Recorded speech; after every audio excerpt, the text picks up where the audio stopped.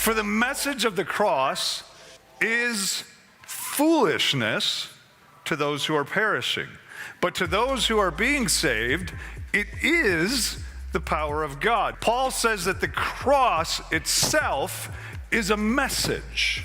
And what we see as you dig in and really go through 1 Corinthians in detail, that message, what Paul has in mind, is not so much one that comes out of our mouth, but one that is embodied by our lives, our corporate life together as a church. This is what he's challenging Corinth on, is I want the message of your corporate life to be the shape of the cross. If all we ever think about is the forgiveness of my sins, because of the cross, I can be with God in eternity one day. That's all amazing, and we should talk about it and sing about it and preach about it. But if that's as far as we ever go, it's much too limiting.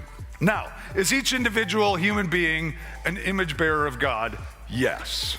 There's a greater emphasis in Genesis and throughout the Bible on image bearing than just the individual aspect. Because in the ancient world, image bearing was limited to just the king. It reminded people of hierarchy. Genesis flips that on its head and says, no. The way God created the world was that every human being is an image bearer.